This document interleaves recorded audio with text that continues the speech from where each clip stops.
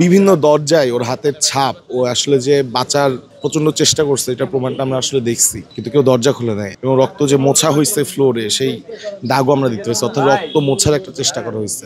এইরকম একটা মার্ডার হওয়ার পরেও যেখানে কিনা সারা বিশ্ববিদ্যালয়ের সকল ছাত্র থানা ঘেরাও করে রাখছে, স্লোগান দিচ্ছে, এই সব কিছুর পরেও ওসি ৫-৬ ঘন্টা লেটে আসছে। তো বংশাল থানার ওসি ক্ষমতার অপব্যবহার কত দূর আর জনতার শক্তি কত দূর সেটাও আমরা দেখব। যখন ওখানে যাই তখন আমরা দেখেছি যে জুবায়েদের লাশটা সিঁড়িতে পড়ে আছে এবং রক্তাক্ত অবস্থায়, এবং যে দোতলাও আমরা রক্ত দেখেছি এবং দোতলা থেকে 3 তলা পর্যন্ত সিঁড়িতে রক্ত দেখেছি। তো সেক্ষেত্রে আমরা ধারণা করেছি যে ও দোতলা থেকে 3 তলায় উঠেছে, যেহেতু দোতলা থেকে রক্ত একদম 3 তলা পর্যন্ত, এই আর কি।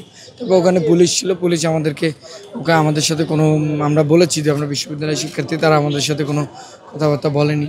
তারা যেই মেয়ে ছিল ওই মেয়ের পরিবারের সাথে দেখলাম যে রুম আটকে তারপর তাদের সাথে কথা বলছে। আমরা এটাই বারবার দাবি করছিলাম যে খুব দ্রুতই ওকে এখান থেকে ব্যবস্থা করেন, কারণ ও অনেকক্ষণ হয়েছে, 3টা 45 বা এরকম দিকে ওকে ছুরিকাঘাত করা হয়েছে। এখন পর্যন্ত 8টা-9টা বেজে গেছে, কিন্তু তারা ওই রকম কোনো কর্ণপাত করেননি আর কি। আমাদের কাছে মনে হয় যে এটা একটা পরিকল্পিত হত্যাকাণ্ড। ওই মেয়ের সাথে একটা কনভারসেশনও আমরা দেখেছি, এটা একটা সামাজিক যোগাযোগ মাধ্যমে এসেছে। তো এটা একটা পরিকল্পিত হত্যাকাণ্ড ছিল এবং এর সাথে মেয়ের পরিবার সহ যেই ছেলে যারা হত্যা করেছে তাদের বড় কোনো মহল যুক্ত আছে বলে আমরা ধারণা করছি আর কি। বিভিন্ন দরজায় ওর হাতের ছাপ, ও আসলে যে বাঁচার প্রচন্ড চেষ্টা করছে এটা প্রমাণটা আমরা আসলে দেখছি, কিন্তু কেউ দরজা খুলে নেয়। 2 নাম্বার, আমরা রক্ত মোছার চেষ্টা, এরকম একটা আমরা একটা ন্যাকড়া দেখছি এবং রক্ত যে মোছা হয়েছে ফ্লোরে সেই দাগও আমরা দেখতে পাচ্ছি, অর্থাৎ রক্ত মোছার একটা চেষ্টা করা হয়েছে। দ্বিতীয়ত যেটা পয়েন্ট সেটা হচ্ছে ওসি মারাত্মক ঢিলেমি করছে। এইরকম একটা মার্ডার হওয়ার পরেও যেখানে কিনা সারা বিশ্ববিদ্যালয়ের সকল ছাত্র থানা ঘেরাও করে রাখছে, স্লোগান দিচ্ছে, এই সব কিছুর পরেও ওসি ৫-৬ ঘন্টা লেটে আসছে। এইটা আমরা শুধুমাত্র গাফিলতি মনে করি না, আমরা মনে করি এটা ধৃষ্টতা। এই ধৃষ্টতা দেখানোর সাহস এই কারণেই হয়েছে কারণ ওসিরা মনে করে তারা যা ইচ্ছা তাই করবে, যা ইচ্ছা সেভাবে ভিকটিমদের তারা ট্রিট করবে।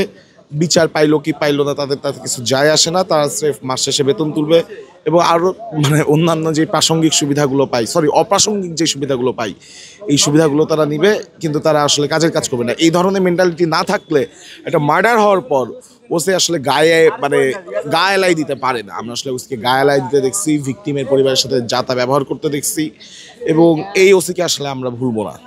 এই ওসির একটা দৃষ্টান্তমূলক ব্যবস্থা নিশ্চিত করার জন্য যা যা করা লাগে, যেহেতু বিশ্ববিদ্যালয়ের সাথেই বংশাল থানা, তো বংশাল থানার এই এক ওসি তার ক্ষমতার অপব্যবহার কত দূর আর জনতার শক্তি কত দূর সেটাও আমরা দেখব।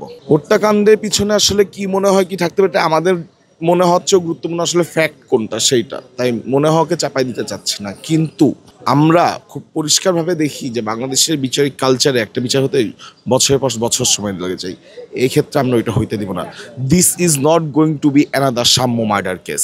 যেহেতু এটা জগন্নাথের ছাত্র, জগন্নাথ বিশ্ববিদ্যালয় খুব ভালো মতো জানে কীভাবে করে তার দাবি আদায় করতে হয়। আমরা যেহেতু প্রধান উপদেষ্টার বাসভবনও ঘেরাও দিতে পারি, আমাদের একজন ভাইকে যেহেতু হত্যা করা হয়েছে, এটা বিচারানোর জন্য যা যা করা লাগে আমরা সেটা করতে পারবো।